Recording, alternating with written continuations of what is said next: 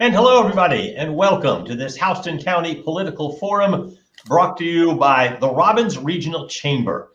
Today's forum is in a virtual format, but you will be hearing from candidates over the next 90 minutes for Houston County District Attorney, State Representative District 147, and State Senate District 20. I'm Frank Malloy, news anchor with 13 WMAZ, and it's only fitting that this comes on the very first day of early voting, which runs now through June 5th and leads up to Election Day on June 9th. I'm very pleased to have with us tonight April Bragg. She is the president and CEO of the Robbins Regional Chamber, and she will now say a few words before we get started. April. Thank you, Frank. Always a pleasure to have you with us. I would like to take a brief moment to thank our Chamber Board of Directors and specifically our Governmental Affairs Committee for their leadership and support of the Chamber's advocacy efforts. As a non-for-profit member organization, the Robbins Regional Chamber is a bridge between businesses, military organizations, and residents together to bring them through effective programs that strengthen the Robbins region's economic vitality, business success, job creation, and quality of life.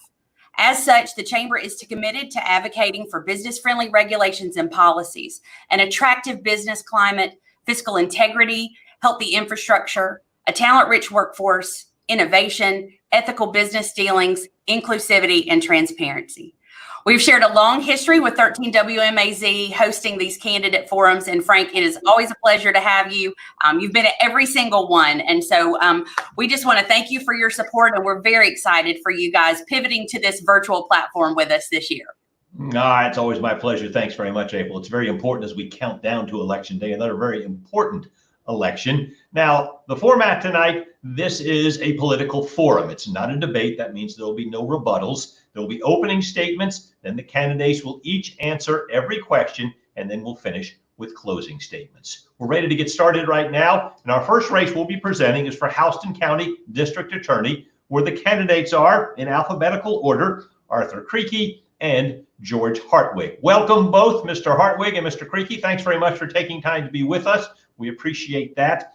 And if you're ready to go, we are ready to go. We will start with opening statements. Each candidate will have 2 minutes. We'll go in alphabetical order, which means, Mr. Kreeke, you will start first. Thank you for having me. I'd like to thank the Robbins Regional Chamber for hosting this and WMAZ for broadcasting this on internet. My name is Arthur Kreeke. I am a candidate for Houston County District Attorney. I am a lifelong resident of Houston County. I know Houston County is a great place to live, to raise your children, and I like to keep it that way. That is why I raise my children and they go to school here. There are several issues which the Houston County faces in the upcoming district attorney's election. It's about the backlog, the cause of the backlog. They're in excess of 1,500 cases dating all the way back to 2001. Of particular concern are 127 cases still pending from 2017, approximately 370 cases still pending from 2018, and these are only indicted cases. There are issues concerning victims' assistance, the rights of victims in having an unreasonable delay in the prosecution of their cases, certainly a backlog of these cases where cases are pending for so long, and lack of communication with these victims is an issue. The third issue in talking to law enforcement is simply their lack of communication with the district attorney's office concerning cases, disposition of cases, preparation of cases. The list goes on and on. There has to be a realization that not every issue is resolved by email or a text. At some point, you have to go down to the office and talk to them face to face. They certainly deserve it. They deserve our support. They deserve to know what is going on with their cases. The last issue has to do with the management of the district attorney's office. It is clear that based on the backlog, based on the complaints from law enforcement, based on the complaints from victims about the lack of communication, that these issues need to be resolved. All right, Mr. Kreeke, thanks very much. Mr. Hartwig, you now have your opening statement. 2 minutes, please. Good evening, Frank, and I want to thank you and April for moderating this event tonight. Thank you for hosting this forum. For the last 9.5 years, it's been my honor and privilege to serve as a district attorney of Houston County. Prior to that, I was in the DA's office for 9 years as an assistant DA, and prior to that was a law enforcement officer. I know full well what this community wants with regard to a district attorney's office. And district attorney's office tries cases, it goes after the most serious violent criminals that endanger our community. And we have done that. We have done that successfully. I'm not, my opponent gets his numbers from, but we'll get into that later. It has been a priority since taking office to go after not only the serious violent criminal, but also to go after and seek justice on old cold cases where people had been murdered in this county. People have committed rapes. People have committed some of the most heinous violent crimes that there are, and no one had ever been charged and prosecuted with those crimes. And my office, under my leadership, has gone back and has worked with law enforcement to not only review and revive those old cases, but to prosecute and prosecute successfully those old cases. And we have prosecuted cases from the 80s, the 90s, cases that had not been charged or prosecuted before I took office. We communicate with law enforcement. We communicate with victims. We do a good job keeping this community safe. That is my priority. That is my goal. And that is what I have done as district attorney. Mr. Hartwig, thanks very much. We will now go to the question and answer portion of the forum. April Bragg will be asking the questions. Again, both candidates will get a chance to respond. First question, first response will go to Mr. Hartwig. April. Mr. Hartwig, what do you believe is the role of the district attorney in the criminal justice system?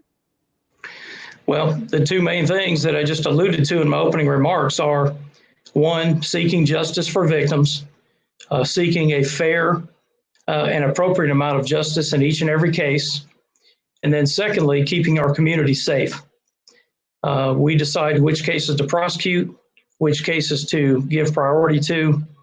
And again, as your district attorney, my priority has been on the serious violent criminals, the folks that rob convenience stores, the folks that shoot other people, the folks that commit murder, the folks that commit rape. And we have prioritized those cases, and we have done a good job prosecuting those cases.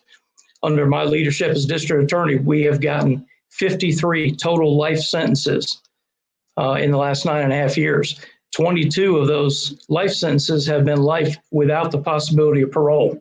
That is just in Houston County. That shows the commitment we have to prosecuting and putting away violent criminals.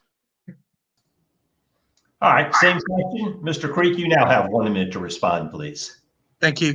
The role of the district attorney, like all prosecutors, as defined by the Supreme Court of Georgia, is to seek justice.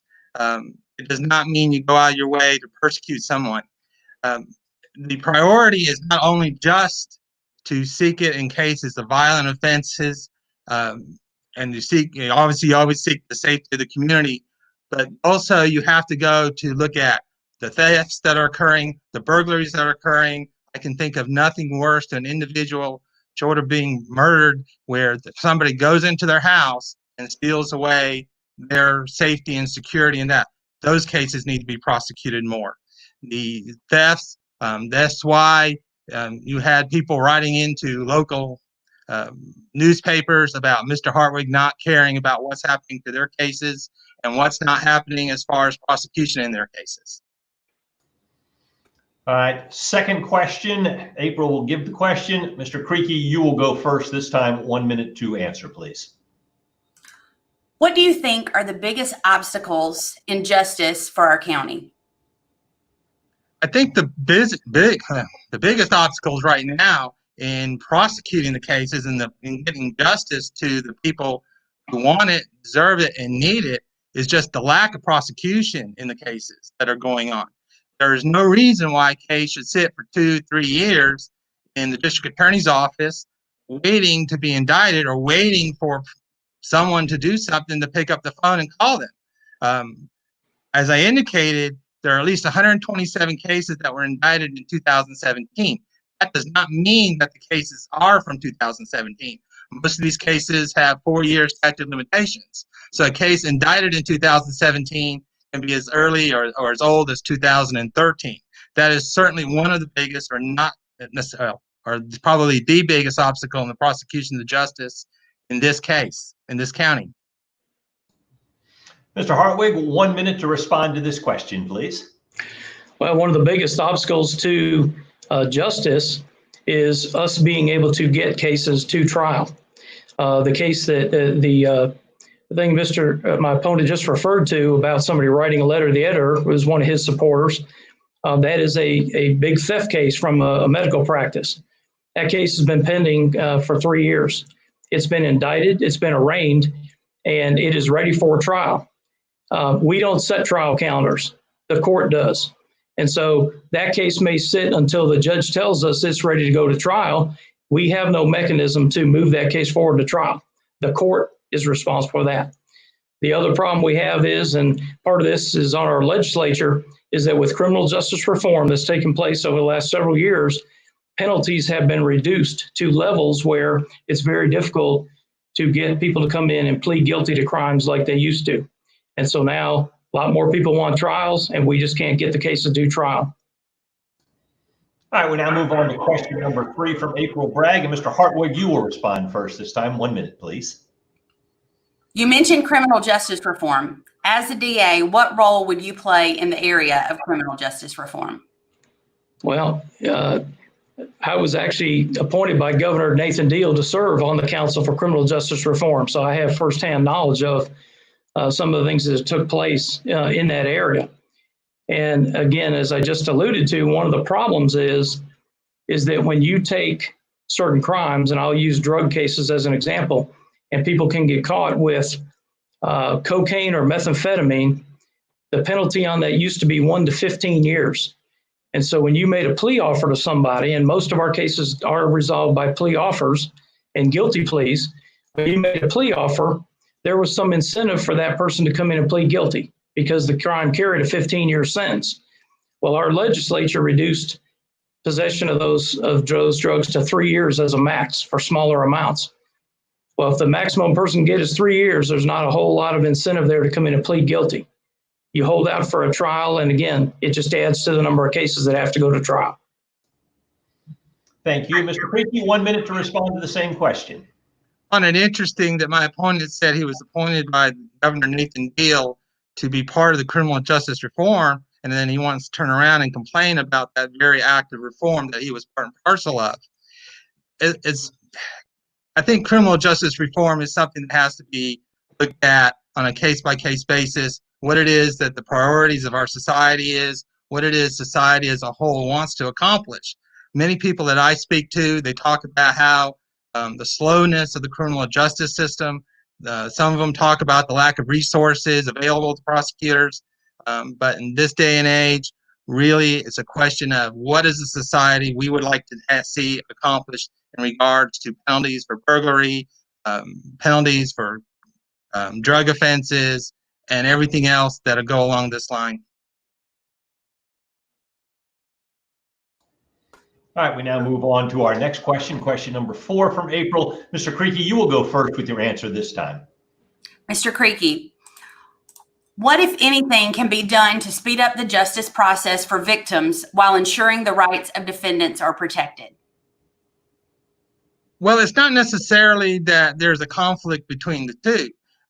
Really, what needs to be done in this particular county is that as cases are coming in, as far as the warrants are concerned, you need to go back and do something that one of Mr.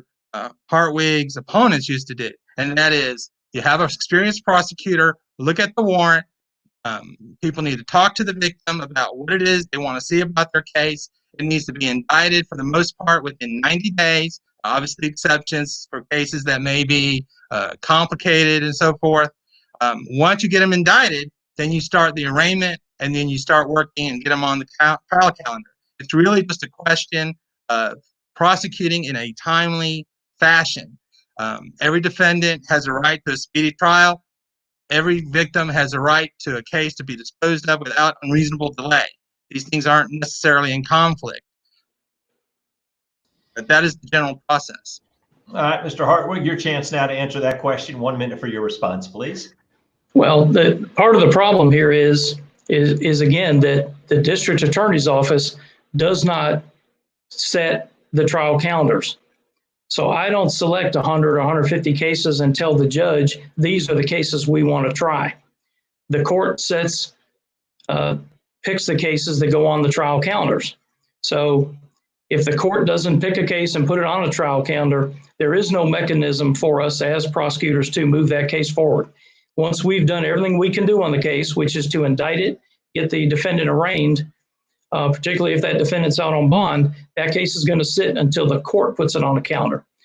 Unlike the defendant, who has a right to file for a speedy trial, and they can file a motion and demand that, the state has no such comparable right. So I, as the prosecutor, cannot file a motion with the court and say, on behalf of my victim, I am demanding a speedy trial, judge, and get a case to trial quicker. I don't have that mechanism. I thank you. We continue to move along here with our forum for Houston County District Attorney. Next question, April. Mr. Hartwig will answer first. Thank you, Frank. In your opinion, what should be done to minimize pretrial incarceration rates? Well, I can tell you that the pretrial incarceration rates are not all that high. The people that are generally incarcerated pretrial need to be incarcerated prior to their trial. When folks are in jail and they are not given a bond, or they're given a high bond and can't make it, generally as the charges they're in on are very serious. They pose a danger to our community. They have lengthy records and are risk to reoffend and commit new felony offenses. And so we don't keep a lot of people locked up pre-trial unless there's a good reason for it. I know particularly now with the COVID, there's very few people being locked up waiting for trials that don't really need to be in there. But the dangerous, violent criminals, they need to be locked up pre-trial, and I'm going to do everything I can to make sure that they stay that way. All right, Mr. Creepy, same question, 1 minute for your response, please.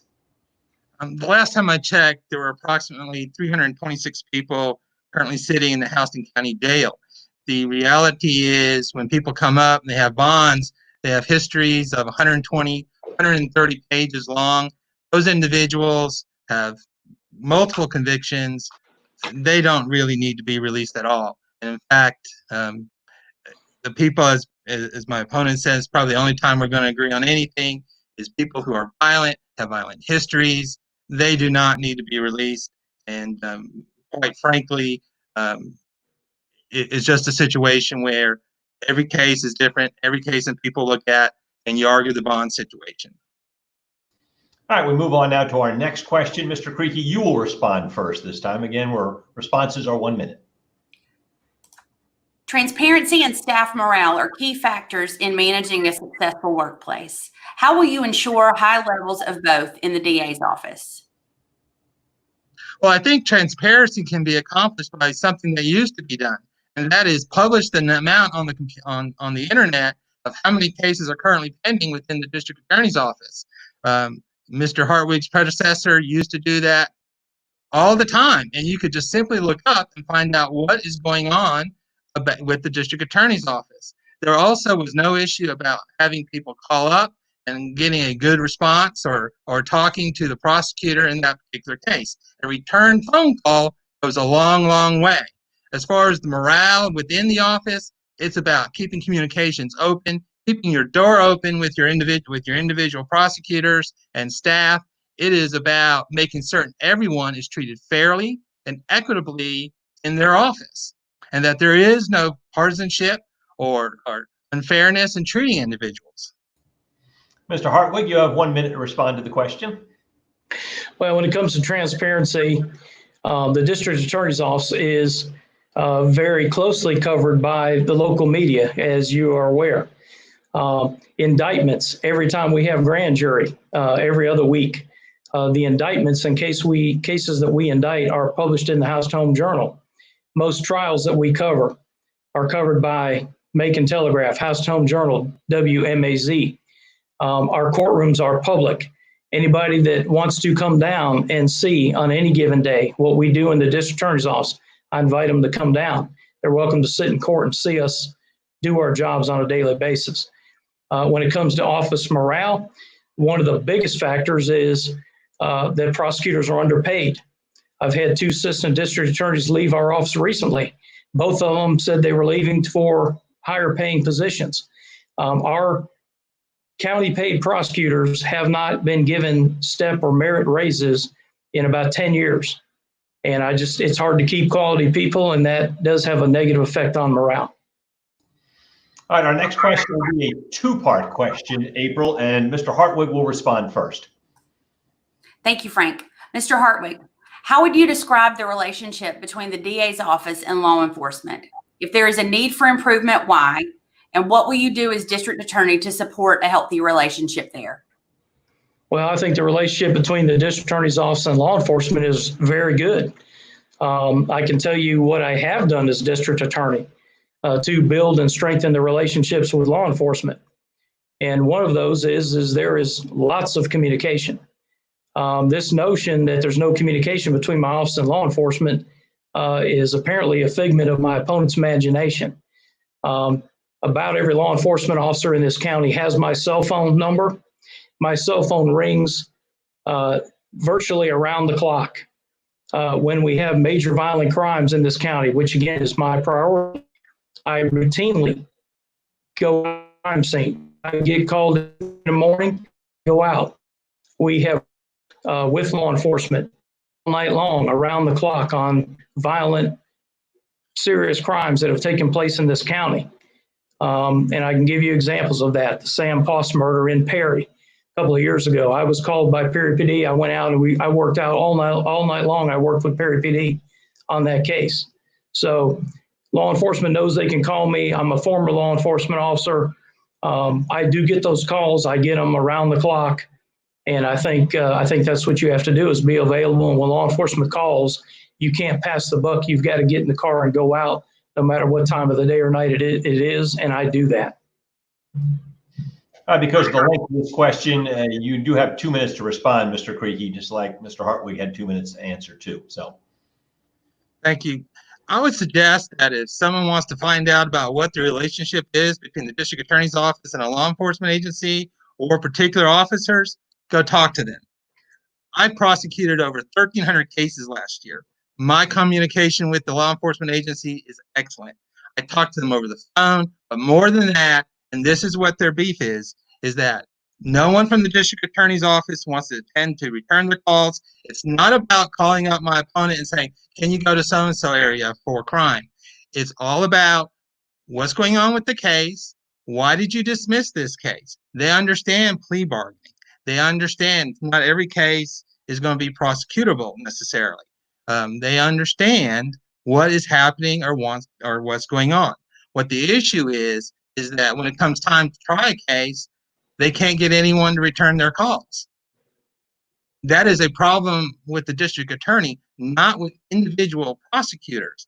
It's about looking at the caseload and deciding what is happening. The best way to improve this relationship and to make it healthy is to take the time, not just my opponent, but the individual prosecutors, to talk to the officers.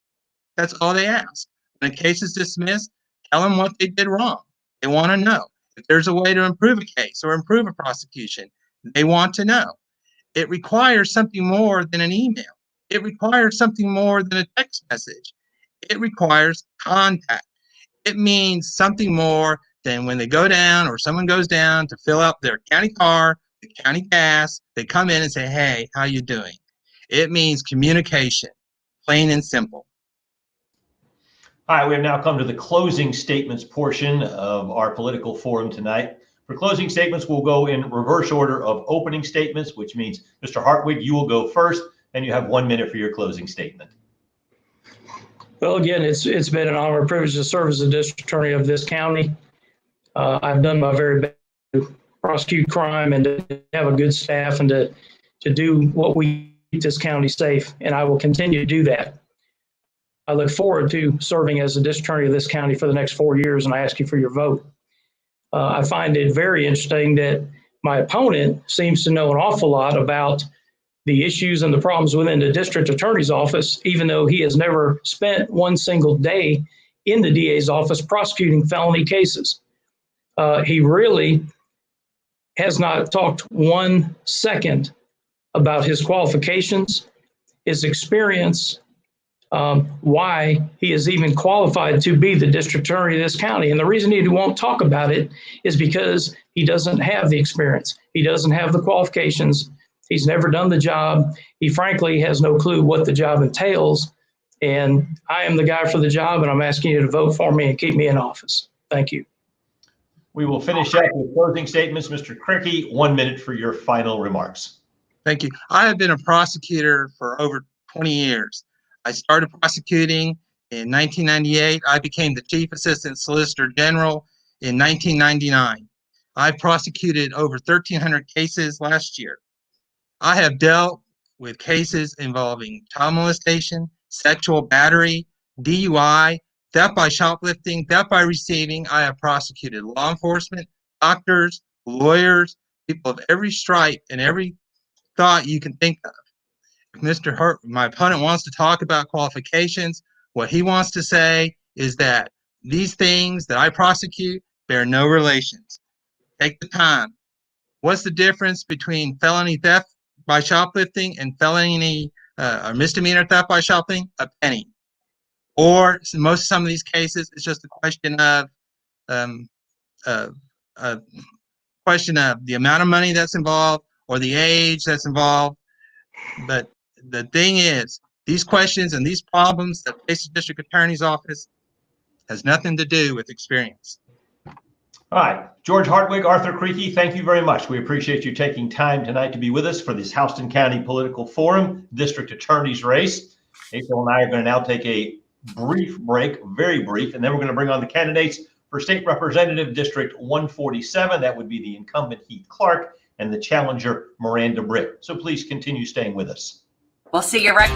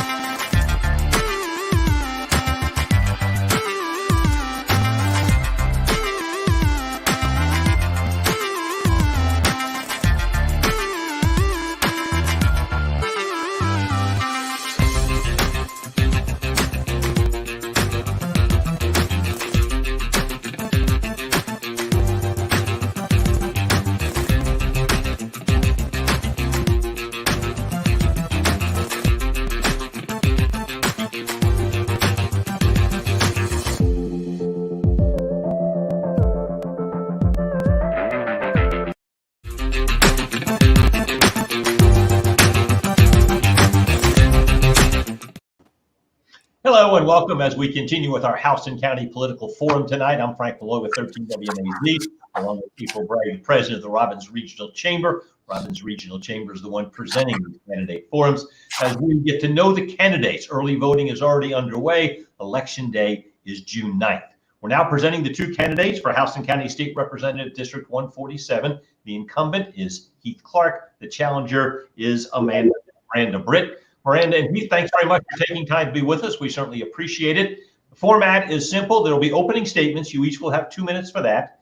Then April will ask a series of questions. You both will respond to the questions, and then we'll finish up with 1 minute closing statements. So we will begin with our opening statements. We'll go in alphabetical order. That means Miranda, you will start. So Miranda Britt, opening statement, 2 minutes, please.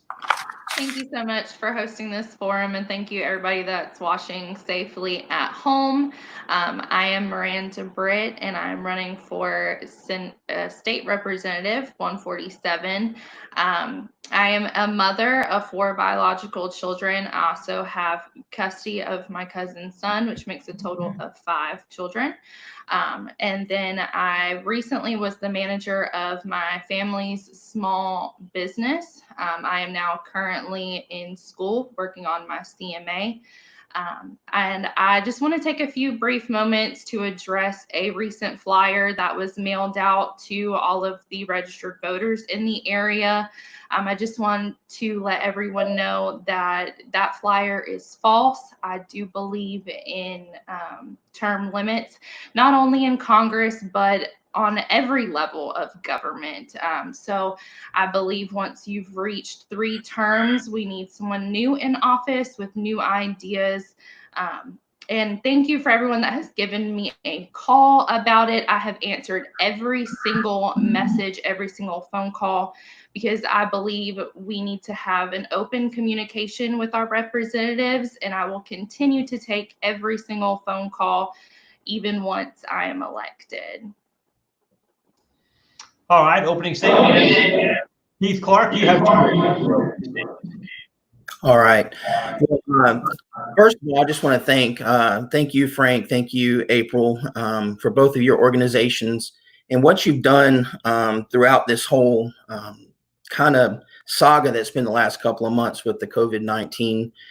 Both of your organizations have done a really good job about telling good stories, trying to keep people positive, bringing about real sense of community in our area. So I just want to thank y'all for that. My name is Heath Clark. I've served in the General Assembly. This is my just finished up, well, in the middle of my 6th session. Since we're still suspended, we're technically still in session right now.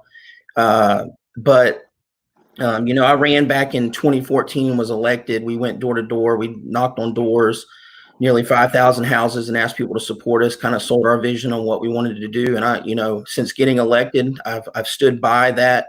The things that I asked the people I asked them to vote for me originally, and what I have done in the legislature is exactly what I told them I would do. And I'm proud of that record. I'm proud of what we've done in Georgia. I've been the #1 state for business for 7 consecutive years. That means jobs. That means higher incomes, wages going up. We've fully funded education for the first time in the state's history for the last 2 years. We've given teachers pay raises. We have invested in trying to better people's lives. We have led the nation in criminal justice reform, and all these things we can hang our hat on and be proud about. And I'm asking for the continued support of the people of District 147 here in Houston County to continue to represent them and be their voice in Atlanta, and try to continue to improve the quality of life here in the state. All right, thank you both. We will now begin the question and answer portion. April Bragg will ask the questions. Each candidate will have 1 minute to respond. First question, first response will go to Mr. Clark. April? Mr. Clark, what do you think is the greatest challenge our state will face in the next couple of years, and how do you plan to address that challenge? You know, I think the obvious answer right now is just the aftermath of the coronavirus, and how we're going to come out on the other side and be stronger. What are we going to do to address? Because, you know, the reality is we're looking at having to make some tough decisions in appropriations. We've already began those committee meetings virtually. Today we had one looking at different federal funding that's come down to the state, how that money has to be spent, if there's any flexibility with it, how much money. So that the next couple of years, and we just finished with Hurricane Michael. We had to have a special session last year to address some of that, some of those issues. And so with the Great Recession, Hurricane Michael, now coronavirus, how to properly appropriate the state's money to make sure that we can emerge on the other side of this economic disaster stronger, better, and in a better position to improve lives. All right, same question. Ms. Britt, you have 1 minute to respond. Kind of the same situation, definitely what's going on with COVID and how do we go about handling it afterwards. A big focus is going to be economics. I do know the governor wants to revise the budget. That does entail, and word is that the teachers won't be getting their raises this year. And I really hope that's not true, because our teachers are the forefront of our next generation. So on top of that, also with the COVID situation, I believe it's addressing the issues we have in our healthcare system. So we definitely need to focus on those, making sure our hospitals have what they need, and making sure our rural areas have hospitals and doctors that they can go to in cases of an emergency and with this COVID situation. All right, second question. We'll get first response. And again, response 1 minute, please. Ms. Britt, Georgia has received fairly equal amounts of criticism and praise for the state's response to COVID-19. How would you rate our state leadership's response to this unprecedented crisis? Well, I will be honest, at first, when the governor was talking about reopening the state of Georgia, I was very worried about it because I listened to what President Trump said, and that was 14 days of decrease.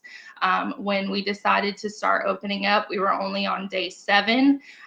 But once our governor came out and explained why he decided to do it, and that he had already had a conversation with our president about it, I felt better. I do wish that our local officials and even our House representatives would have been a little bit more communicate with us on what's going on and why things are happening. And I also think it addresses situations that we have with asking hospitals certain questions as regards to race and age with COVID-19, and also what supplies they have. All right, same question, Mr. Clark. You have 1 minute here to respond. It hasn't been easy. Nobody knows the future. I think Governor Kemp took some bold leadership when he looked at the data. He's tried to be data driven and not just emotionally driven on his policies here. When he did the shelter in place, he was criticized for not going far enough. And then when he lifted it, some of the same people were criticizing him for getting out too early. And so, when you look at it, it's a hard situation because people have spent 20, 30 years investing in a business and growing it, and that was being ripped away from them. And as a state representative, I was having phone calls from these business owners saying that their landlords are still charging them rent. What can I do? And I was trying to get them in touch with people to help them out. It's a hard situation, but I think Governor Kemp showed some bold leadership in getting our state out ahead and trying to open these businesses back up so that them and their employees could continue to earn their livelihoods. All right, now move on to our third question from April. And Mr. Clark, you will respond first this time. With the economic slowdown, how do you plan to keep taxes low, yet rebuild the emergency fund and keep a balanced budget? I'm glad you brought up the emergency fund. We were in a different situation than most other states. We had about $3 billion in emergency funds accumulated over because of being fiscally responsible with the taxpayer money. In saying that, we used 100 million in this current year's budget. We made some adjustments in January and added that back in for the COVID response. But you know, it's going to come through being fiscally responsible. We have an emergency fund that we can use. A lot of states don't have that. One of the reasons why we've maintained a AAA bond rating is because we have a plethora of revenue streams. So when the economy gets going again, we have the revenue streams to come in to make sure that we can make ends meet and not have to raise taxes to do so. You know, I think studies have shown too that cutting taxes can raise revenues for states and, you know, bring jobs and investment into the state, which brings more tax revenue and a tax base. And so those are the kinds of things that we'll keep doing, find ways to grow the economy. Same question about the economy. Ms. Britt, you have 1 minute to respond. We definitely need to make sure we keep our rainy day fund and making sure we don't tap into it as much as we possibly can.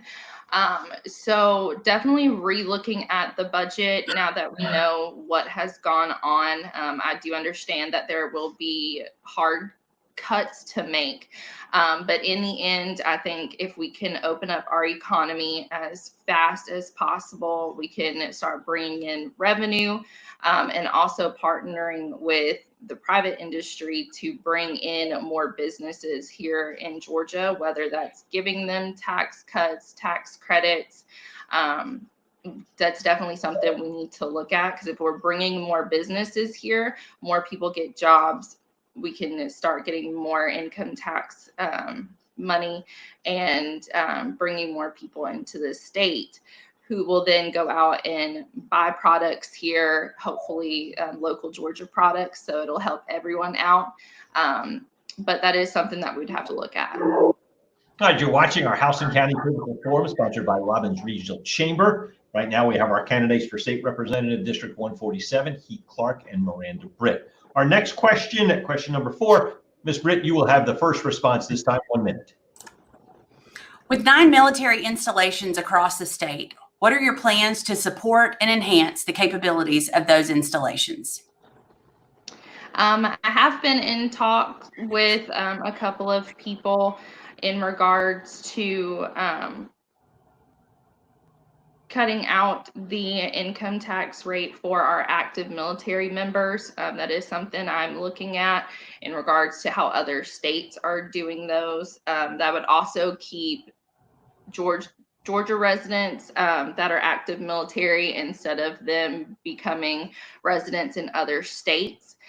So that is something I am looking at. I will be more than happy to visit with those military bases and the people that are generals there and talking with them about what they need and how I can assist them.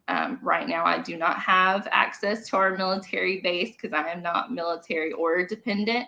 And with the COVID situation, it has been hard to get in contact with them. But I think having meetings and discussing what they need instead of guessing what they need is the proper way to handle it. All right, same question. 1 minute for you. Well, this question hit real close to my heart. I am the chairman of the House Defense and Veterans Affairs Committee. When I got elected, one of the first things I worked on was forming a study committee within the House to go around to those 9 different military installations and talk to them and see things that, from their perspective, what can we do to improve the quality of lives of your servicemen and bring some more missions for the men and women into the state here. So among those, I have a bill that I'm currently working on it's the military spousal licensure bill. So if they, one of the problems that they have coming to this state is getting to work, their spouse is getting to work. And I'm wanting to cut that red tape so their spouses, if they have a professional license when they move here, can get to work immediately and not have to go through red tape to earn an income here in our state. Time ran out, but. Thank you. We're pleased to have April Bragg, president of the Robbins Regional Chamber, asking our questions tonight. April, this next question, first response goes to Mr. Clark. Very good. Rural areas across the state face healthcare challenges due to limited access to hospitals.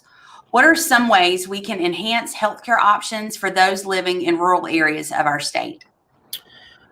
Great question. And that this is a real problem, a real issue, and we've started to address that in several ways. We've created programs with Mercer University and their Columbus campus to incentivize doctors to go work in the rural areas of our state. We've worked on high-speed internet access, getting access to rural parts of, to the internet to rural parts of the state, so that telehealth can be an option for them. We have created tax giving, like, programs where people can give.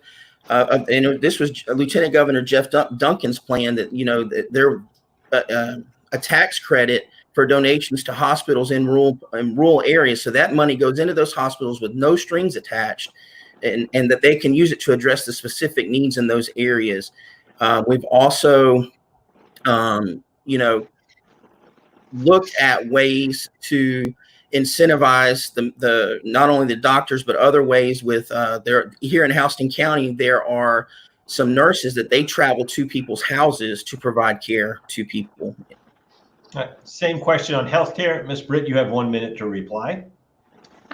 This situation is very personal to me, because if you look at it, there are about 64 rural counties that don't even have OBGYNs.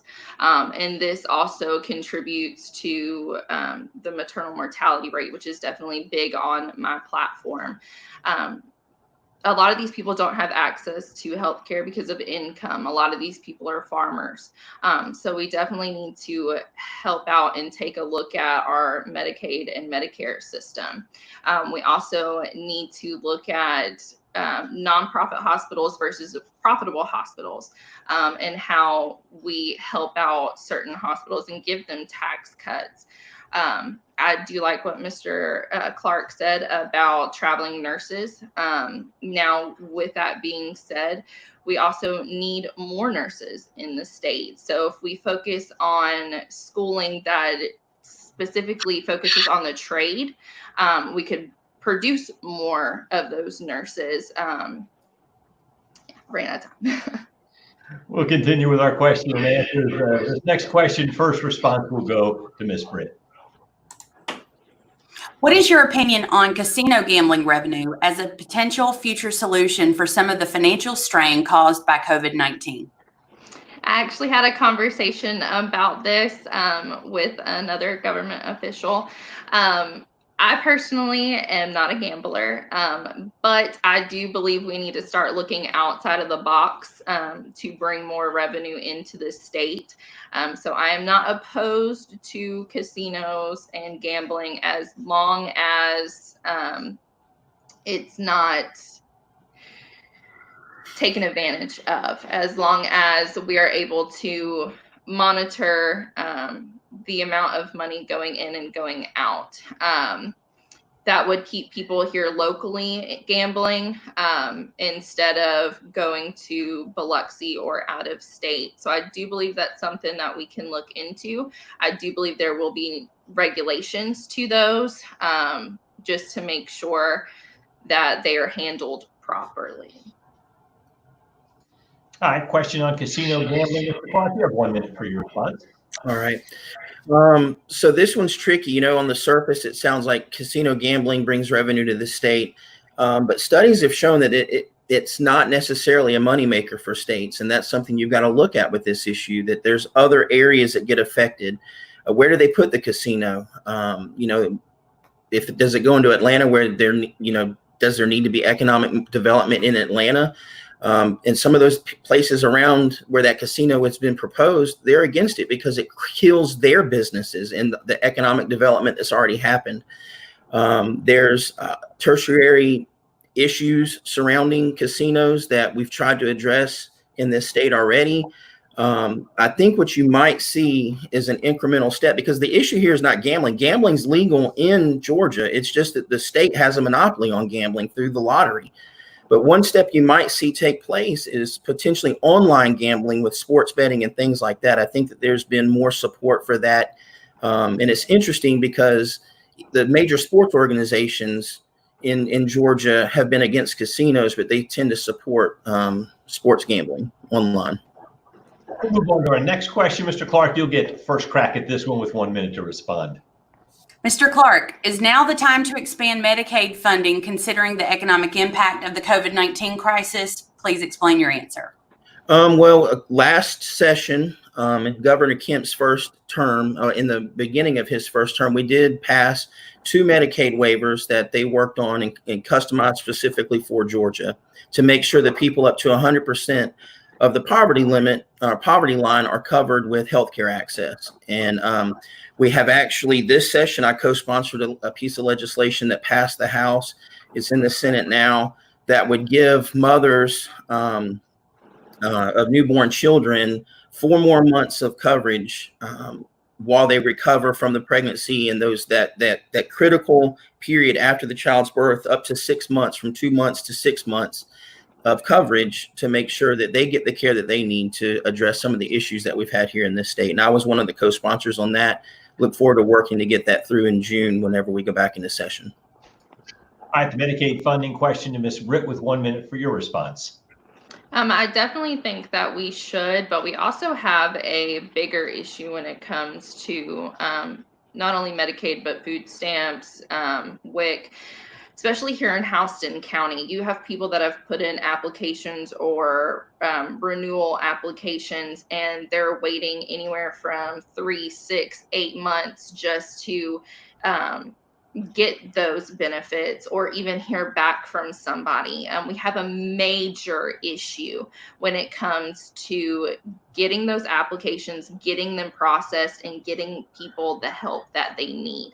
A mother like myself should not have to take off work multiple times to go sit in an office for hours and not receive any help.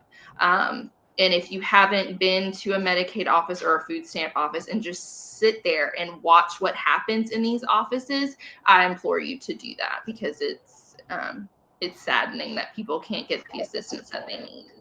All right, we have time for one more question, and Ms. Britt, you will get the first crack at this one with 1 minute for your response, please. How has COVID-19 changed your perspective on Georgia's infrastructure priorities? I think with the COVID situation, it has opened a lot of our eyes to different aspects, whether it's infrastructure, whether it's healthcare. This is something that has never happened, at least in my lifetime or probably your lifetime. So it has opened our eyes to a lot of different issues that we have, not only in Georgia, but in the United States as a whole. I do think that we need to invest more in all of these different areas and pay more attention to what's going on, not only around us, but within ourselves. And definitely bringing business to the state of Georgia is going to help us move forward from this COVID-19 situation. And I think it's really opened our eyes in a lot of different areas. All right, Mr. Clark, you now have 1 minute to respond here for our final question. 1 minute, that's going to be tough. So our infrastructure in Georgia is pretty good, but I think one thing that became glaring, and we've started to try, when it's government, you might pass some policies this year, and it's not like you can just snap your fingers and all of a sudden it's fixed overnight. But the technology infrastructure in this state, with COVID-19, I think that brings up we need to start really looking at not just getting the access to rural Georgia, but also getting better quality, because that brings in jobs, the high-tech jobs that come in. That brings in so much other benefit to our state. But when the students got sent back home from universities and colleges in Georgia, and some of them struggle to have internet access at their house. So it's an educational issue, it's a healthcare issue, it's a business and economic development issue, and we need to start really addressing it at the state level. And we have started, but we need to continue to drive that point home to the technology infrastructure in this state. All right, we've now come to the closing statement portion of this forum tonight. And we'll begin, Mr. Clark, we'll go in reverse order of opening statements. So Mr. Clark, you will go first with closing statements, and you have 1 minute. Okay, thank you. I just want to thank everybody in Houston County for showing me support over the years and sending me to Atlanta to represent you and be your voice and your mouth in Atlanta and try. And I've worked hard to do that. I've worked hard to be reachable and responding to emails and phone calls and questions. And I'll continue to do that. I'll continue to be accessible and transparent. I try to post as many of my votes as possible on my Facebook page. And I'll continue to do that for you. I'll fight for you. I'll fight for Robins Air Force Base and the other military installations to get the pensions for those to be the tax cut to those that they're not taxed. Military spouses, when they come into this state and they have no choice in where they live, that they can get to work, that we can utilize our private sector in Houston County to grow and strengthen its technology private sector around Houston County that will also strengthen Robins Air Force Base. And Ms. Britt, you'll finish this up with your 1-minute closing statement. I just want to let everyone know that definitely transparency and communication within our community is very big and important to me. I will not only be your voice in Atlanta, but also the person that will listen to your issues and take them to heart. I am open to meetings, phone calls. If you want to give me a call, I definitely will get in contact with you. If you want to have a meeting with me, I am open to be your listening ear and make changes in the state. We have some major issues that are going on, not only in the state, but specifically here in Houston County. And whether it's something or getting you to someone that can address your issues, that's what I'm here for. So right now is early voting. So make sure you go out and vote. And then the actual voting day is June 9th. And I hope to earn your vote. Thank you very much. And thank you both. Miranda Britt, Heath Clark, thanks very much for being with us. April and I'll be back in just a couple of minutes. We'll present to you State Senate District number 20, Larry Walker III, and Franklin Wetmore. Thank you for watching tonight's Houston County Political Forum, sponsored by Robins Regional Chamber. Y'all stick around.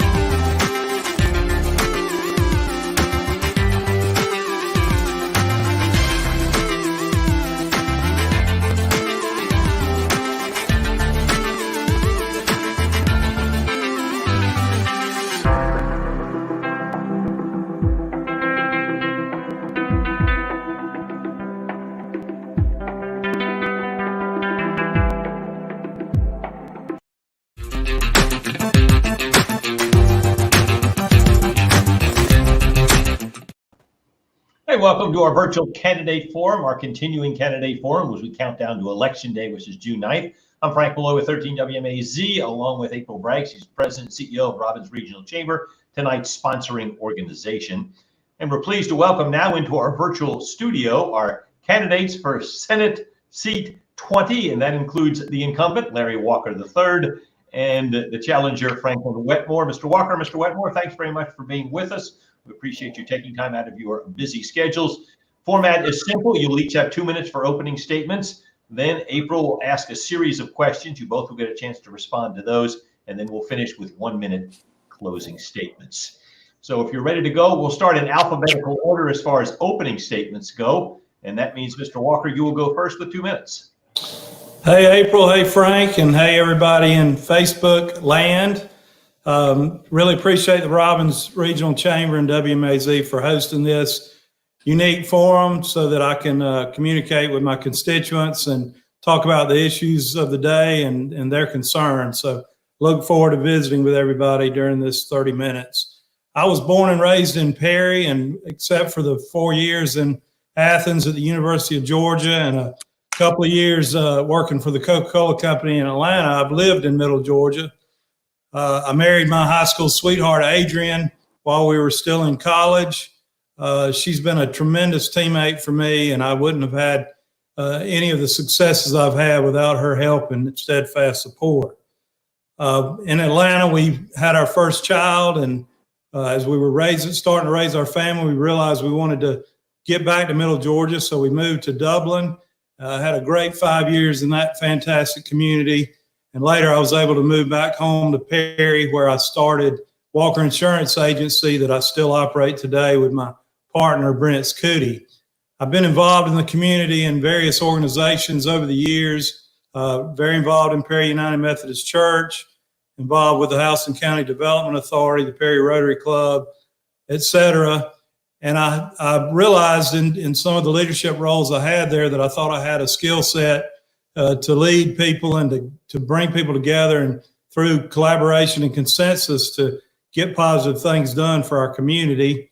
And when Senator Tolleson announced his resignation from the Senate seat, I felt like the Lord had prepared me to run for that office. And thankfully, the citizens of Senate District 20 elected me without a runoff in a six-person race. So I'm very honored to represent the Senate District 20. It's been a pleasure, and my driving desire is to make Middle Georgia a place where our children want to come back to, have an opportunity to come back to, and raise their family.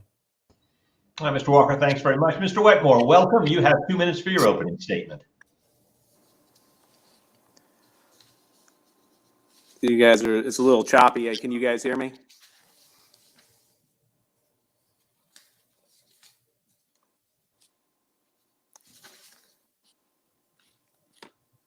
Well, I'm presuming you guys can hear me on your side. My name's Franklin Wetmore. I'm from Vero Beach, Florida. We lived in Florida until a couple of years ago. Came to Georgia, even though I was in the Georgia Air National Guard for 7 years. I've grown to love Georgia. Enjoy everything about this area of Georgia, the people that I'm involved with militarily and also civilian-wise. Georgia has become my second home. Sometimes I feel at home, but I feel at home at the same time. It's a very loving place. As for my skill set that I bring to the table, I ran companies in South Florida, as well as I'm in the 202nd Engineering Installation Squadron on the base at Robins Air Force Base. Had the ability to lead people and also help people along the way.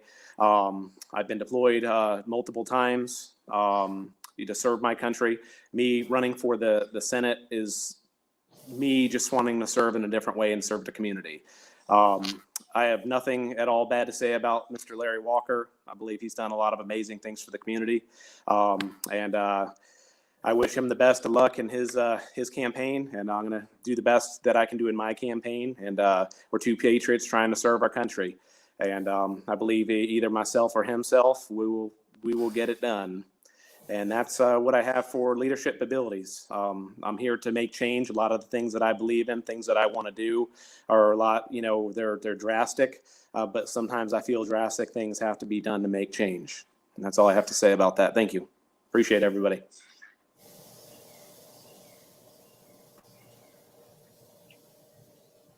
So you're joining us by your phone, and we do appreciate you taking time to be with us. All right, we'll now go to the question and answer session. April, you will be asking the questions. First question, Mr. Wetmore, you have first crack at it, and you have 1 minute to respond. Mr. Wetmore, what do you think is the greatest challenge our state will face in the next couple of years, and how do you plan to address that challenge?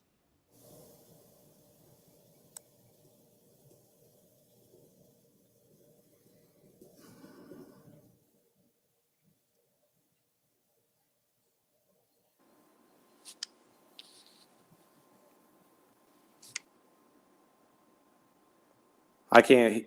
Sorry.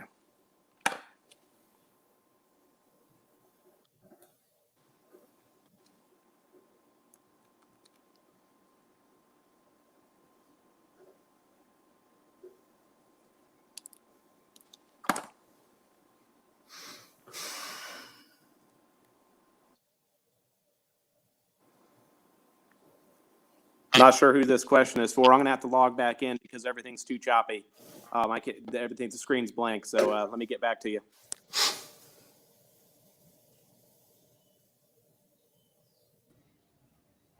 All right, here we are. We continue to move along, and that's some of the challenges that we face when it comes to the virtual forum sometimes, but we are pleased to be able to bring this to you. As we said, early voting started today, which is the Monday, May 18th. For those of you who are joining us live, it runs through June the 5th, and then Election Day is June the 9th. Of course, something to keep in mind is the legislature right now in recess, but the session is still not finished yet. That's correct, Mr. Walker? The session still has a ways to go. Yeah, we suspended session on March 13th due to the coronavirus. We had to go back up there the following Monday, March 16th, for a special session. But we've been suspended since then, and we'll return to Atlanta in mid-June sometime. We haven't passed the budget yet, so we got to pass the budget before the end of June. All right, Mr. Wetmore, can you hear me? Yes, sir. I can actually hear you and see you now, so I apologize for any inconvenience for everybody. No worries. All right, we'll go to that question. April, do you want to go ahead and repeat the question? Sure. Yes. Mr. Wetmore, what do you think is the greatest challenge our I can state see the will question face on the in screen the about next couple of years? the state will face in the next couple of years. That's the Yeah. question you're referring Yes. to? That is correct. You have 1 minute to answer. Okay, so my thing that I see in the next couple of years, specifically in the Houston County area, is the infrastructure of the roadways. I've seen it in South Florida where we went from small towns, the next thing you know, you're into hundreds of thousands of extra people living in the area. As you know, in the past 7 years of coming up here, I'm noticing more and more people that are on the road, but the roads have not kept up. Meaning some roads that are 2-lane roads should already be 4-lane roads, and some of the 3-lane medians, those should already be 3 lanes on each side. I see within the next year to 2 years, there being a huge traffic infrastructure problem here in Houston County. That's one main thing that's on my agenda that I'd like to actually work on, trying to have funding to actually grow this area infrastructure-wise, because I promise you there's going to be some issues within the next couple of years here. Thank you.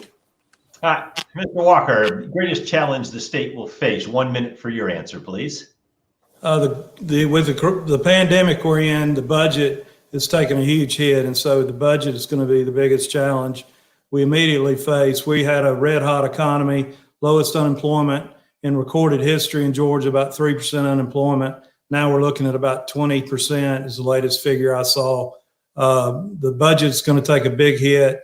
That's going to be a challenge. We got to navigate that. We need somebody with experience and relationships, and somebody that's at the table like I am, to be sure that Middle Georgia does not have to bear an unfair portion of the burden in the budget cuts. After that, I think getting the people back to work, getting the economy back going is going to be job number one.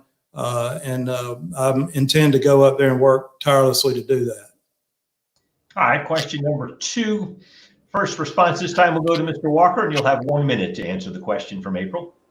Mr. Walker, what in your view is the greatest economic development opportunity for our state right now?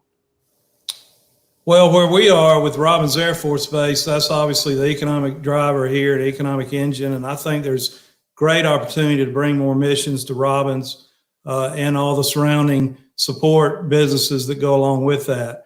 One of the bills I passed, I'm really proud of, is to established Houston County as a military economic opportunity zone. And this gives us payroll tax credits that we can offer new industry to come here that are in support of the base. So that's going to be helpful as we try to get the economy back going and grow industry. Lieutenant Governor Jeff Duncan also wants to have Georgia be the Silicon Valley of the South. And I'm really excited about some of the initiatives surrounding the technology, using technology in our workforce development in that area and training our students on software development and software engineering. So I think there's a great opportunity there too. Economic development question, Mr. Wetmore, you have 1 minute to answer.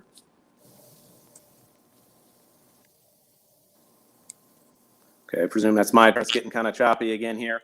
Some of the things that I think would be a great for economic opportunity would be the school systems and also reforming the prison systems itself. Not only taking people that are in the prison systems and reforming them, actually teaching them some viable skills that they can actually use on the outside so they can be tax-paying contributors to society. Furthermore, in the school system is where education all begins before it leads down the path of incarceration in prison school systems.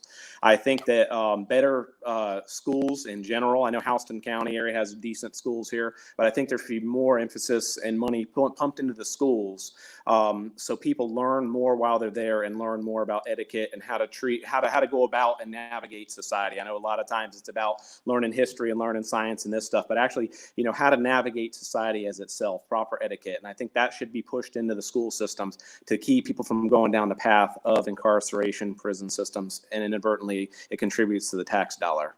Thank you. All right, we have a new question now. Mr. Wetmore, you will respond first to this one. April? Mr. Wetmore, Lieutenant Governor Jeff Duncan took a 14% voluntary pay cut. What do you think about this gesture, and is it something you think the state senators in his chamber should also volunteer to do?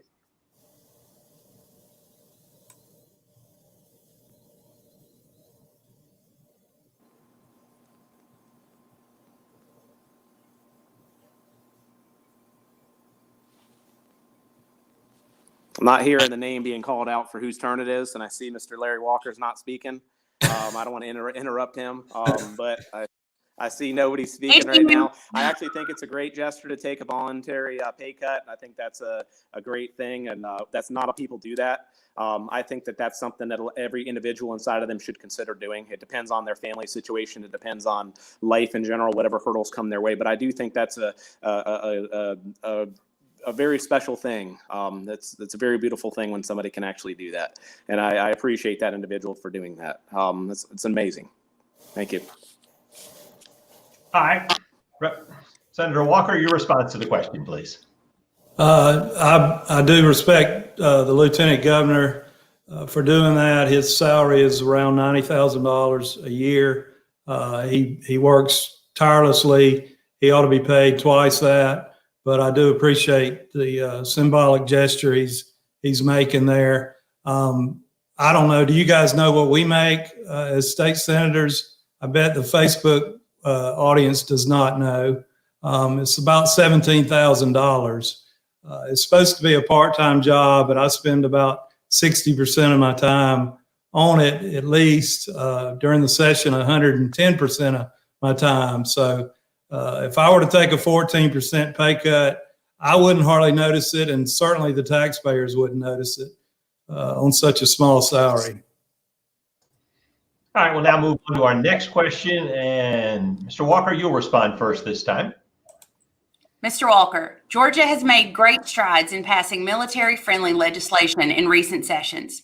If reelected, in your case, or elected, Mr. Wetmore, what is the most important military issue you believe should be addressed through legislation? Well, we've worked really hard on military bills. I think I counted the other day, we passed over 25 military and veteran-friendly bills since I've been in session. Since I've been in office since 2015. There's still work to be done.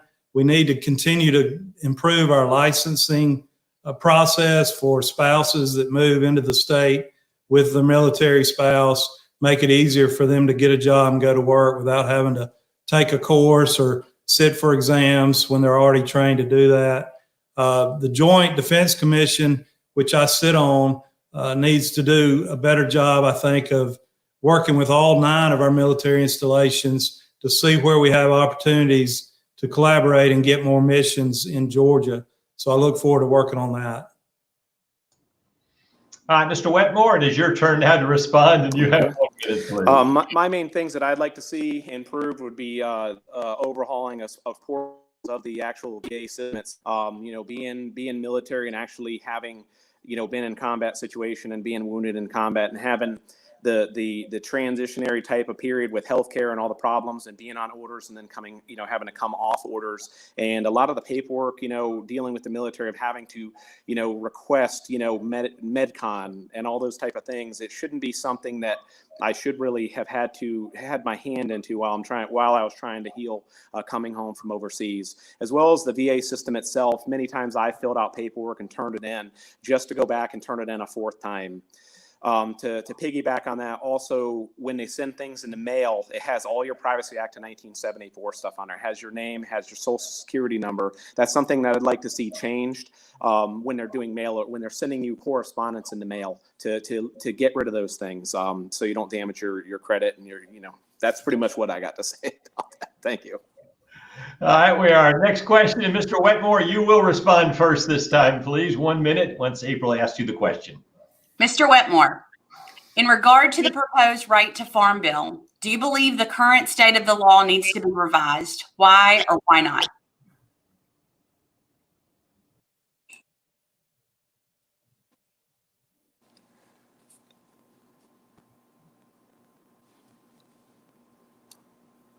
I don't see Mr. Larry Walker talking, so I'm going to go ahead and speak on that. I'm going to have to actually forego that question. I'm not going to sit here and chase my tail and act like I know what I'm talking about. That's something I have to see in front of me to actually look it over, study it, and get back to you on that. I know farming is an extremely important thing, but like I said, I'm not going to sit here and talk about this subject when I have not done enough research into it. Thank you.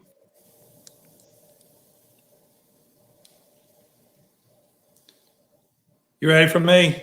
Yes, sir. Okay, so I serve on the Senate Agriculture and Consumer Affairs Committee, and that's where the bill came to out of the House. I worked hours and hours on this bill, got all the interested parties together, from Georgia Farm Bureau to the River Keepers to the Georgia Forestry Association, Georgia Agribusiness Council, et cetera. We took the House bill. It needed a lot of work. I created a committee substitute that we have passed out of the Ag Committee. It's now in rules. I do think we need to pass it. Agriculture is our #1 industry in Georgia. And I think if anything we learned through this pandemic is that our food supply is critical, and having a safe local food supply is very important. And I think that's becoming more and more evident. So I hope we will be able to pass the right to farm bill. All right, new question now. Mr. Walker, you will go first this time with 1 minute to respond. Mr. Walker, how has COVID-19 changed your perspective on Georgia's infrastructure priorities? Well, as evidenced by this forum tonight and the fact that we're having to do Zoom meetings, I'd never even heard of Zoom. I didn't know what that was. I thought it was an exercise class, but I've been in a lot of Zoom meetings. I think our broadband infrastructure needs a lot of work. We have been working on that. We did pass legislation to allow the electric membership corporations to get in the broadband business. We did that 2 years ago. We're starting to see some results from that. It's still a lot of work to be done. Of course, it all takes a ton of money. So we're going to continue to work on that. Also, the disparity between access to health care is alarming. Rural Georgians do not have the same access to health care as people in Metro Atlanta. And I think when you have this kind of health crisis, it really shows up. And in the crisis they've had in the Albany area with so many cases and deaths just shows us that we got to continue to work on our healthcare infrastructure. All right, the infrastructure question, Mr. Wetmore, you now have 1 minute to answer, please. I'm in agreement as healthcare is a severe and important priority.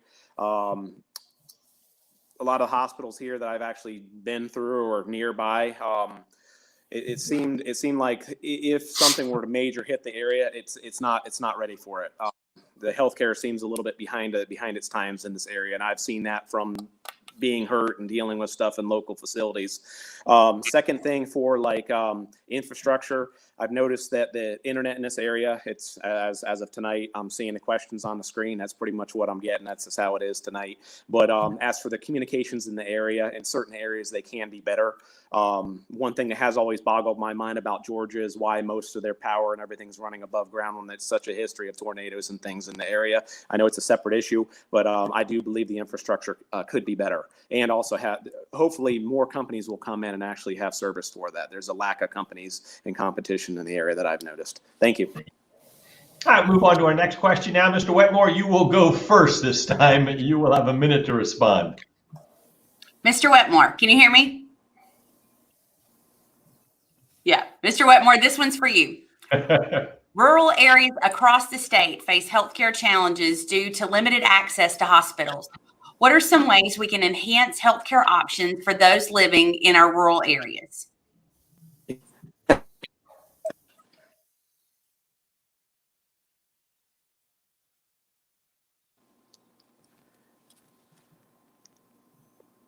Presuming that's for me to answer that. I believe there should be some kind of government stipends to actually move. You have big hospitals in Georgia, and in the rural areas, obviously it's a lot smaller. It'd be neat to have some sort of government subsidied money that could be affixed to hospitals to give them little med clinics or med stops along the way. I think that's one thing that could actually help with this situation.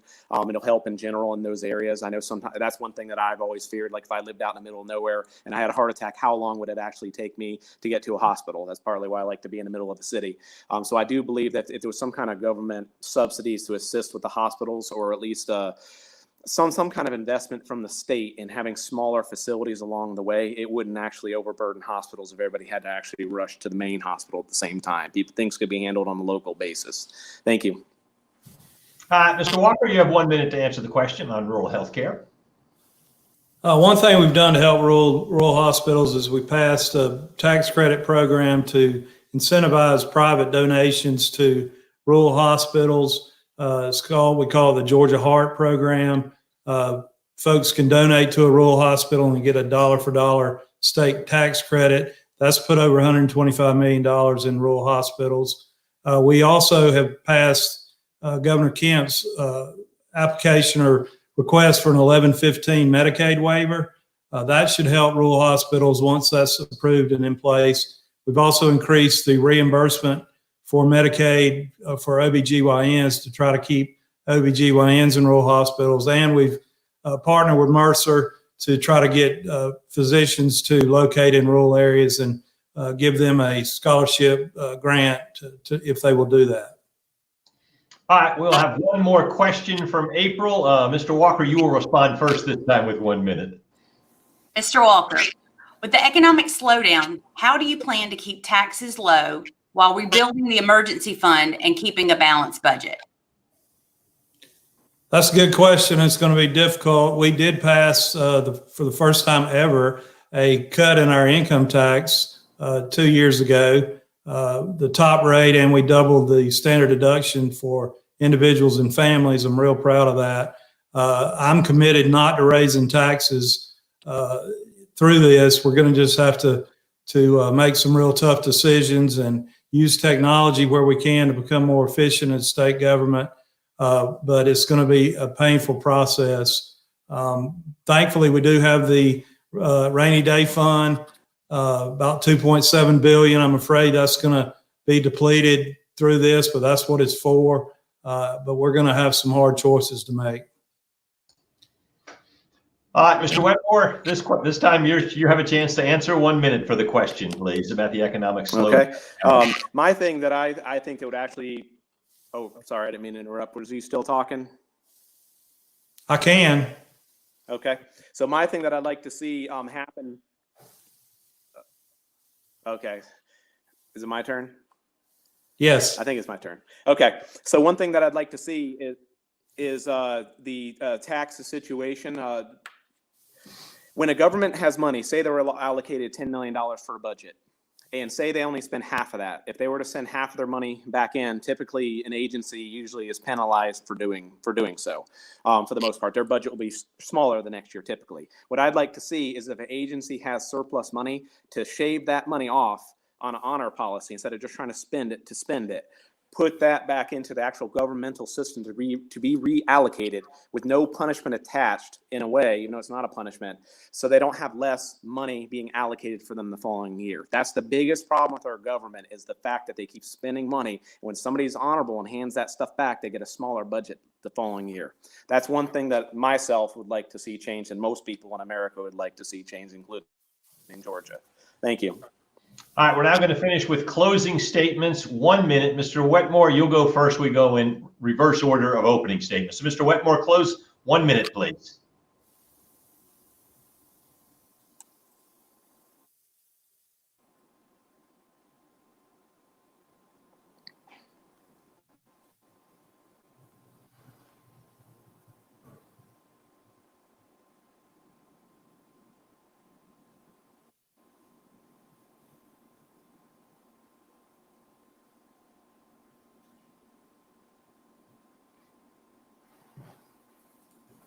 I'm not hearing anybody's voices. Just want to let you guys know I'm trying to read lips here.